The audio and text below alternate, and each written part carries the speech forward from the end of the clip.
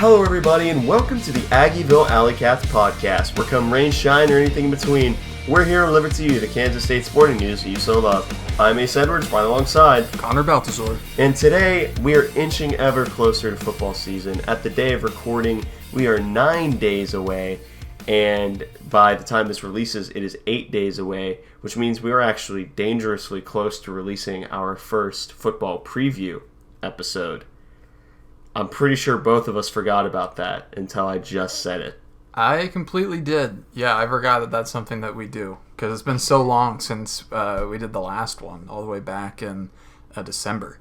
So it's been a while, but it's going to be fun to get back into it. I especially like later in the season once we start to get incorporate more of the current season stats, once there's like enough to like care about. Yeah, once there's enough to make anything of them. But I am really looking forward to it and getting back onto that hyper-focused football season version of the Alleycats. But I'm still going to enjoy having these episodes as well, where we cover the non-revenues, especially when it's mostly good news. Yeah, like we have for this week. We're going to cover the Soccer Cats before going into a little bit of football news. But before we do any of that, we still have our new merch store, and we still have the deal, which is 15% off your order if you go to AggievilleAlleycats.myspreadshop.com. It's exactly how it spells. Once again, AggievilleAlleycats.myspreadshop.com, where you can find our new designs, such as established Alleycats or retro Alleycats, and also the classic neon Alleycats for those who among us who discern that and love that the most. Once again, you can get 15% off your order if you order before August 30th, so don't miss out on getting that deal. So let's start off with women's soccer, and we got two quality results, that one of which I know for a fact we probably weren't expecting, because I think you and I both expected this first matchup to go quite poorly. And that is up against the other Wildcats of the Midwest, the other purple Wildcats of the Midwest, in fact. That is the Northwestern Wildcats in Evanston, Illinois. And this is a massive result, not because we won, because we didn't, but because we drew up against the number 18 team in the country, which I will 1,000 times out of 1,000 with such a young program, I will absolutely take that. What's up, Maple? Yeah, it's a great result for K-State. Northwestern did mostly dominate the game. At least if you look at shot totals, they had 19. K-State just had 3 throughout the game, and all of K-State's came in the second half. But still, we played really solid to keep them out of goal, at least. And sure, they were ultimately probably a better team than us, but we decided to make the game just kind of muddy. I mean, we're a physical team, and we have a style that we can play to kind of level the playing field to a certain degree, and that's pretty much just fouling. Yeah, because 14 fouls. Yeah, K-State was called for 14 fouls in this game, Northwestern just 2. And 4 yellow cards were given out, all to various Wildcats, and it's a good result. Kind of similar to drawing with West Virginia. I think it was last year, 2 years ago. I think it was last year.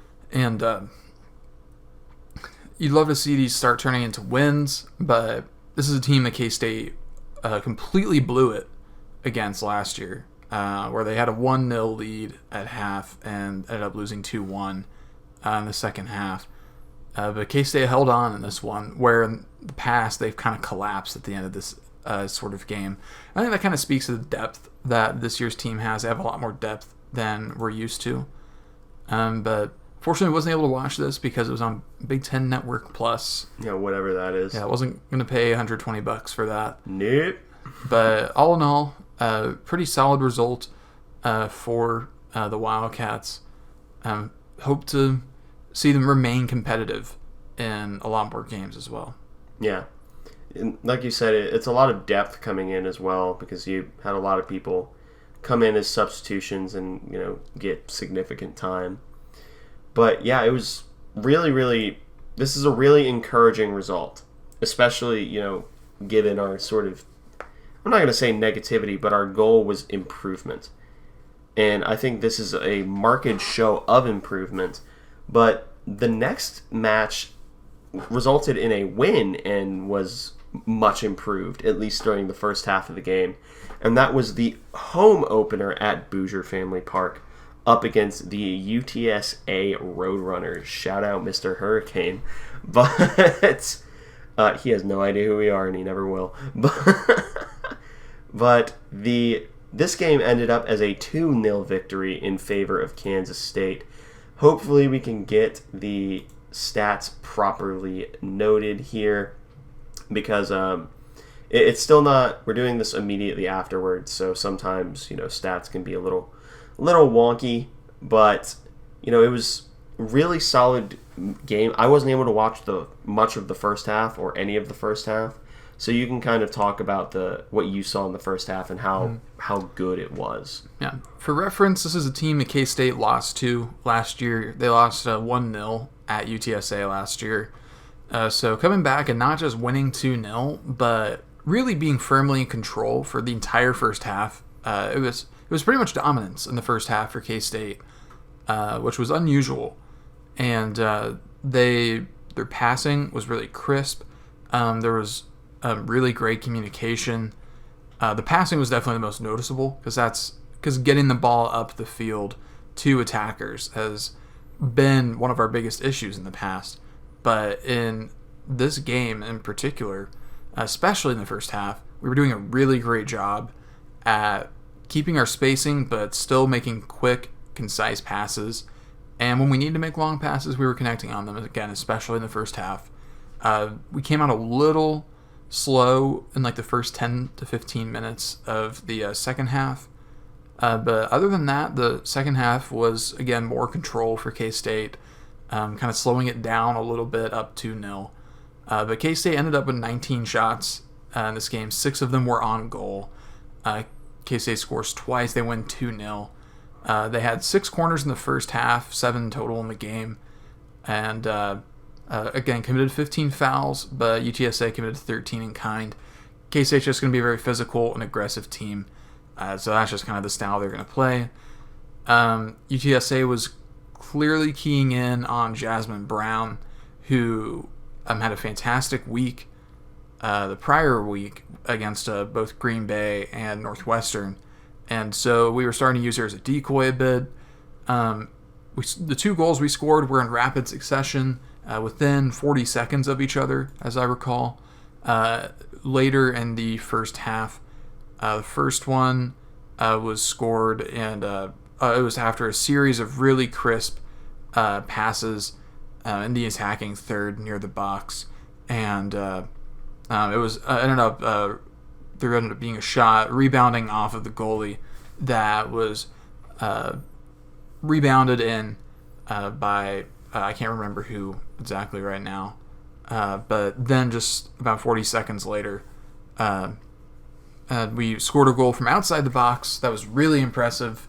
Just kind of a wonder goal that just got over the outstretched hand of the goalie and went in through the top part of the goal, and was fantastic. It was a fantastic shot, and that was it for the scoring. It all happened really fast.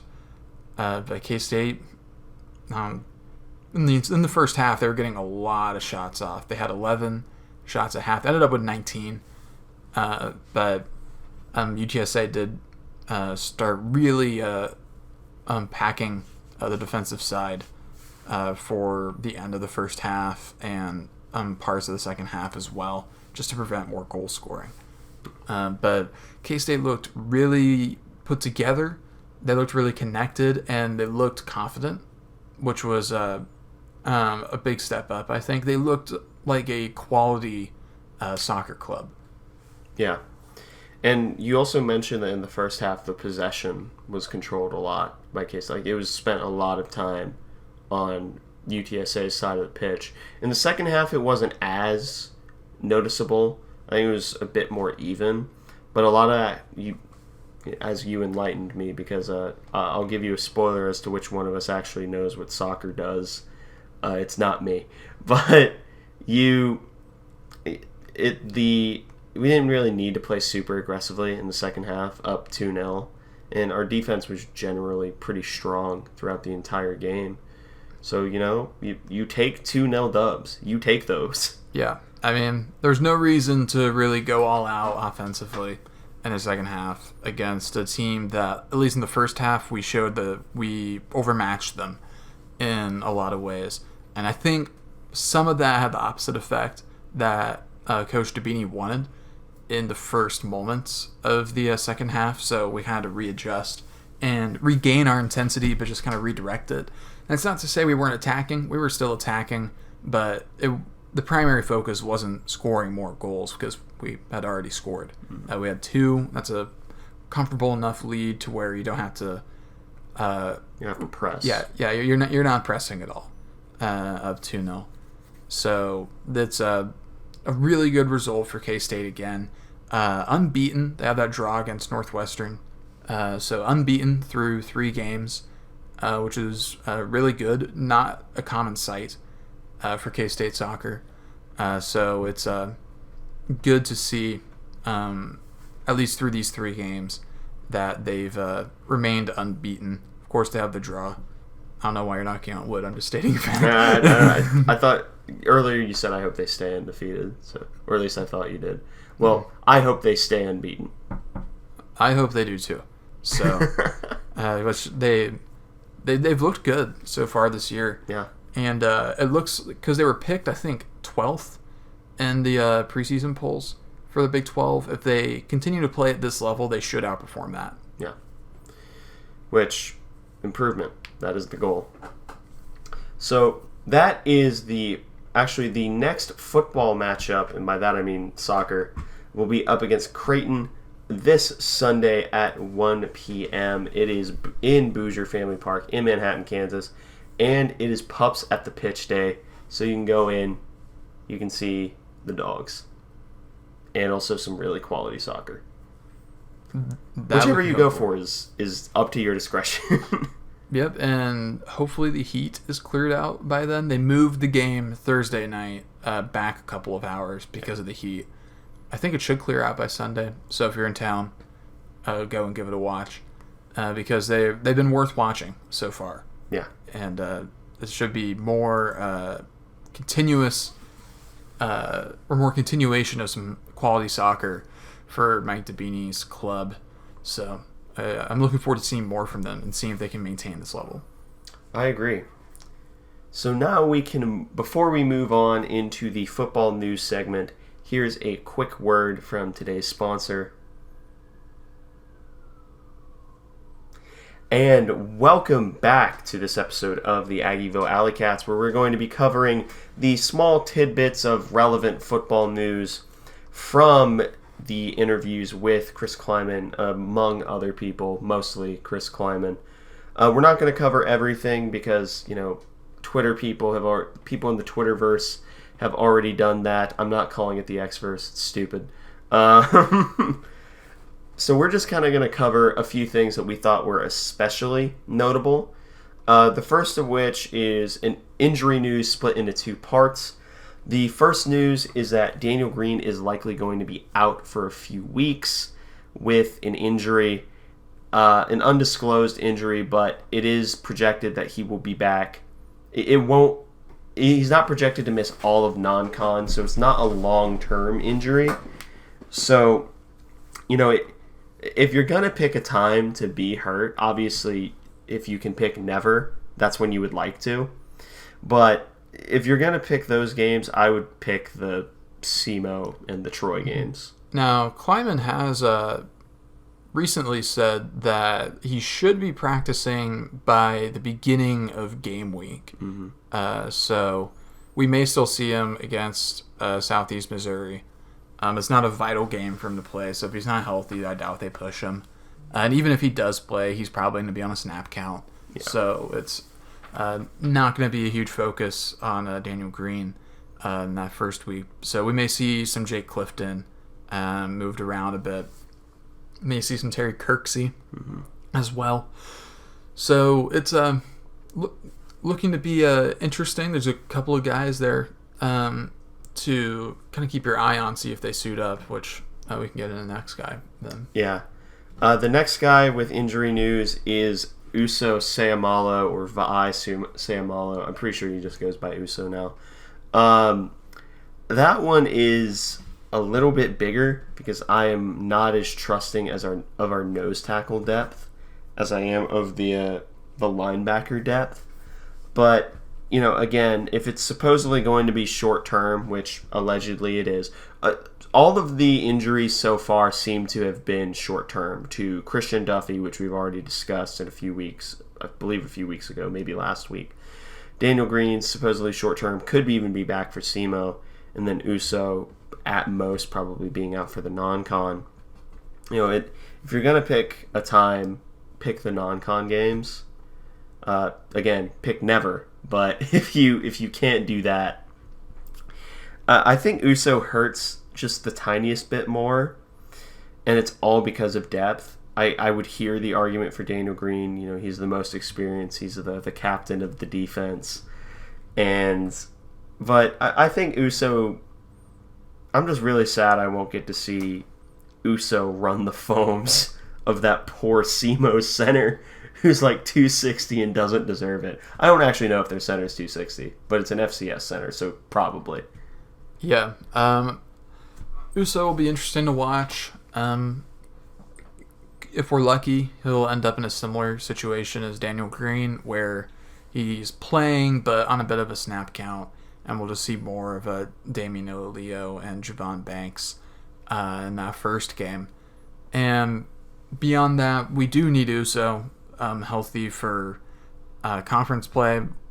I think we also really need him for Mizzou. Probably. I think that'd be big to get him back for that game. But I'll be a little bit sad if we don't see him for a while, because I've been pretty excited to see Uso this year, because so many coaches have been just raving about how good Uso's been in the offseason. So I'm really excited to see what he can do. I have no idea what the timeline will be. I'm hopeful that he's able to play in that first game. But I'm also hopeful that we'll be winning by so much that we don't see much of him. So yeah. That's the ideal. Yeah. Then the next little bit is the starting safeties are sort of what we projected them to be, which was, you know, Marquez Siegel, Kobe Savage, and VJ Payne. That's sort of what our projection, I think, the entire offseason has been, hasn't it? Yeah, we've been thinking that, I think, ever since the rumors about Siegel moving to safety from corner started, which it's been a while since then. And I think we probably could have read between the lines on it anyways, with Kleiman just really liking moving man-cover corners to safety positions. Mm-hmm. So we're noticing a pattern there, at least with Kleiman. And then VJ Payne, I think, after his really impressive true freshman year, albeit with some errors here and there, he was a true freshman, and we can expect that, but he was still very athletic. And then Kobe Savage, I think, was a shoo-in if he could get healthy, and he's very healthy. So I think those are the clear top three, but I'm going to be more interested in who's playing behind them, because there's, I think, some really intriguing candidates. You and I both really like Daniel Cobbs and Kendra Steiger. He played the first game. I think he started the first game last year because we had on emergency duty. Yeah, because we were missing a couple of guys for that game, and then Colby McAllister. Yeah, Colby McAllister is another name to look out for as well. So there's a few different names that we could potentially see, and maybe even Jordan Wright, who could play some corner or some safety. Mm-hmm. So I'll be interested to look at the defensive rotations in that first game. That's something I always like seeing, is who are the young guys that get playing time early. Last year, that was kind of the first game where we started seeing a lot of Jake Clifton, because I think Daniel Green was hurt for the first game last year as well. Probably. Yeah, I think he was, because we did see a lot of I remember us getting more Jake Clifton that game than I anticipated. So that's the only good thing to draw, or the only intriguing thing, I guess, to draw whenever guys go out, is who steps in, who takes their place, linebacker especially, just because there's so many options. Mm-hmm. But back to the safeties, those top 3 safeties, I don't think it's too surprising, but it does make me feel comfortable about that starting line, and I feel a little better about the 2 line this year. Like I think we have 6 guys on the roster that are at minimum playable. Yeah. Including those starting guys. So I'm not super worried about it yet. But let's just hope none of the starters get hurt anyways. That was not going to be a moment. The other little bit of news that I forgot to put on the outline was the announcing of captains. And your K-State captains will be Will Howard, Seth Porter. I always get him and Shane mixed up, obviously, because they're brothers. Will Howard, Seth Porter, Hayden Gillum, Daniel Green, Kobe Savage. Oh, I'm missing 2. Cooper Beebe. And there's one that I'm missing. We're going to pause the pod while I look this up. Moore. The answer is Moore. Austin Moore. I feel really bad for forgetting that one. Yeah, which is fine because it does still underline one of the, I think, important things to point out about these captains is that almost half of them, it's a odd number, so it can't be half. Yeah. But almost half are former walk-ons, with Seth Porter, Hayden Gillum, and Austin Moore. All of those guys making their way from walk-on status to starters in their own right. Seth Porter being a starter on special teams, I think every unit. And Austin Moore having, at least for the first half of last year, an All Big 12 season. And then Hayden Gillum, he was starting center all year last year. So interesting to see that with walk-ons continuing to succeed at K-State. But then you still get your big names, the big scholarship guys like Will Howard and Kobe Savage and Daniel Green and Cooper Beebe that are all probably NFL guys. And then every captain this year is listed as a senior as well. Normally you have at least, like 1 or 2 guys that are maybe juniors, but I think that maybe speaks to the leadership of the senior class, or at least the guys at senior eligibility at this point. So all those guys made it through the COVID season, other than Kobe Savage, and they've all been through a lot. So they've seen the culture when it wasn't as good, and they've kind of earned their stripes, I guess, in that right. Yeah, I think that's probably the best way to describe it, is that they earned their stripes because they survived the hell that was the COVID season. I mean, especially Will. Especially Will during the COVID season. No one had it easy, but I'm not sure you'd be hard-pressed to find someone who had it harder that's still on the team, at least. But, yeah, that is the new captains, and with that out of the way, that pretty much wraps up the directly K-State related news, but there is one little bit of news, and that was On3 putting out an article showing that Colin Klein is a rising coordinator in the ranks. I'm going to pat myself on the back here. It said Blake Baker was one of the first listed, who's the MUDC. If he's not a head coach somewhere next year, he killed someone. That is a joke. For legal reasons, that is a joke.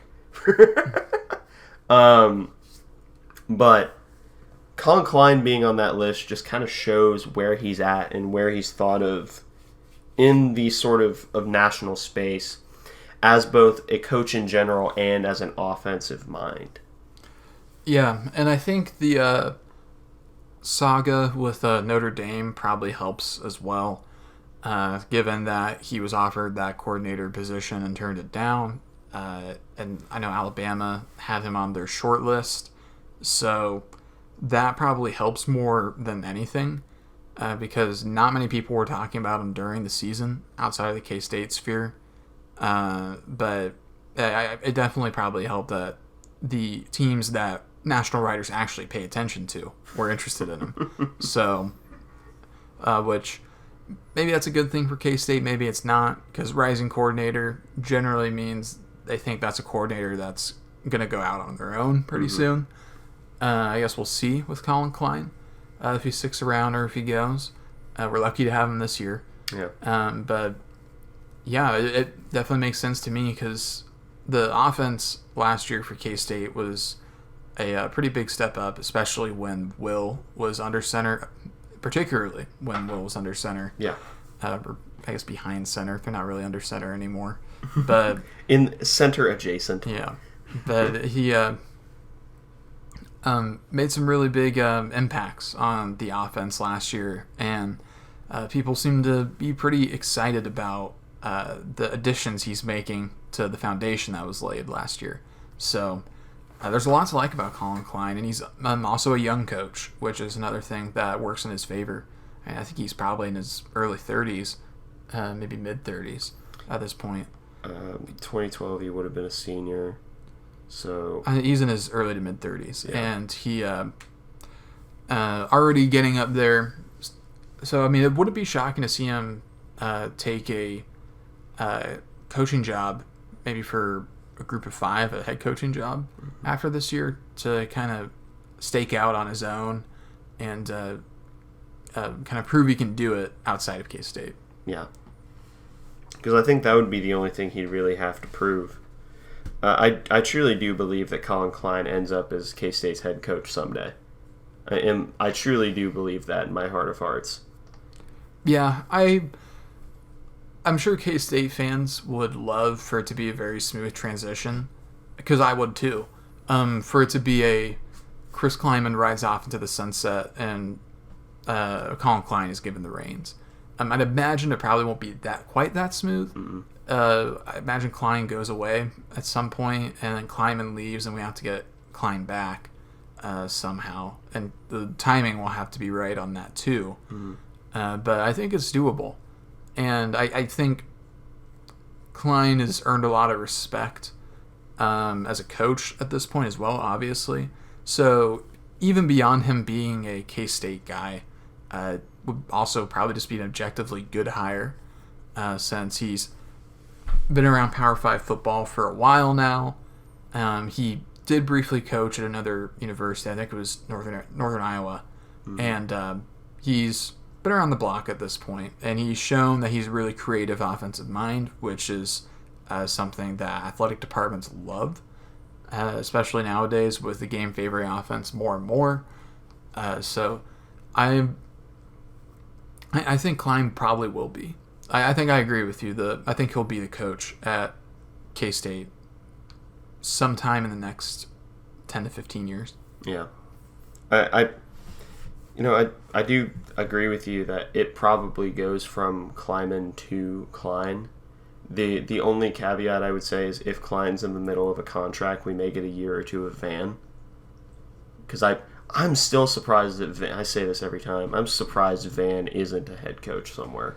Yeah, I'd imagine a lot of it comes down to the staff loyalty to Klieman, because the ability to keep his staff together is something that I think goes overlooked sometimes, because we've not had a lot of changes at the key positions. I mean, Connor Riley's been here the whole time. Clanderman's been here the whole time. Involuntary changes, yeah, I think would be the best way. Buddy Wyatt's been here the whole time. Brian Anderson has been here the whole time. Tui has been here the whole time. And then Van has been here the whole time. We've seen changes at receiver, at tight ends coach, but Lepak is in his second season, I think, now as tight ends coach. And Middleton has been really impressive so far as receivers coach. Hopefully we finally get a receivers coach for more than one season. Yeah. But I do think that the Van Malone thing probably speaks to Klieman's to the respect that Van has for Klieman and the rest of the staff. And I guess in some ways, they know that they're in a good situation and they're not keen to maybe mess it up and go somewhere else. Yeah. But at the same time, I am still surprised that Van hasn't gotten a head coach job, because I do think he has earned it. I agree, but that pretty much wraps up the news segment. Now, of course, we have everyone's favorite, which is the wacky segment of the week, which this week is definitely, totally not at all based on real-life events.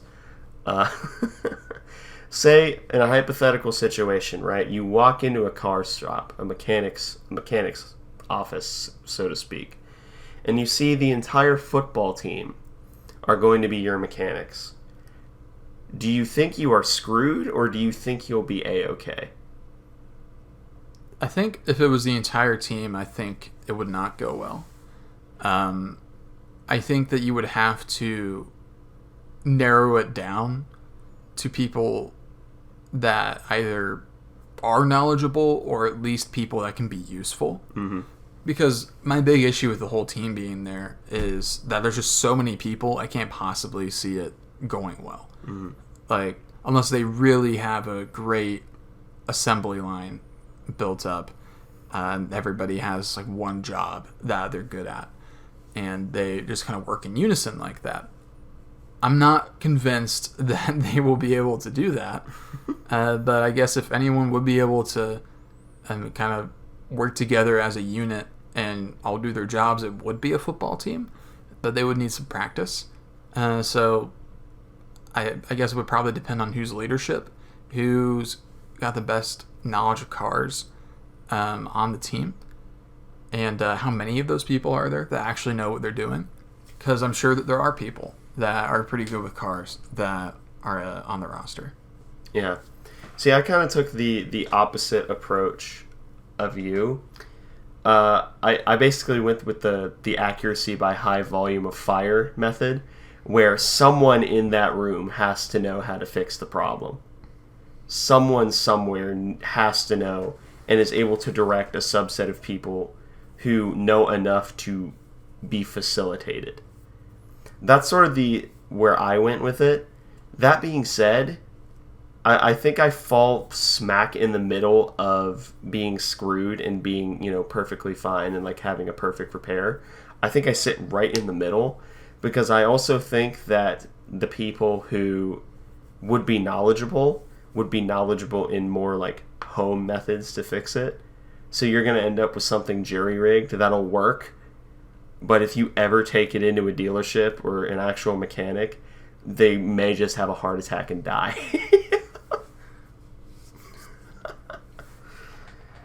But do you have any final notes for this episode, Connor? I don't at all, I don't think. I think I'm good. Nice. So if that's the case, that wraps up this episode of the Aggieville Alleycats podcast. Thank you all so much for listening.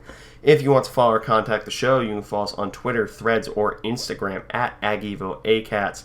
If you want to email us, we're AggievilleAlleycats@gmail.com. If you want to follow us on a more personal note, I am at ACEdwards00. I'm at Connor Baltazar, capital C, capital B. And if you want to support the show financially, once again, please be sure to check out the official Aggieville Alleycats merch store at AggievilleAlleycats.myspreadshop.com. That's AggievilleAlleycats.myspreadshop.com. And if you place an order before August 30th, you get 15% off your entire order. But for now, thank you for listening to this episode of the Aggieville Alleycats podcast. Where come rain, shine, or anything in between, we're here to deliver to you the Kansas State sporting news that you so love. Stay safe, Alleycats.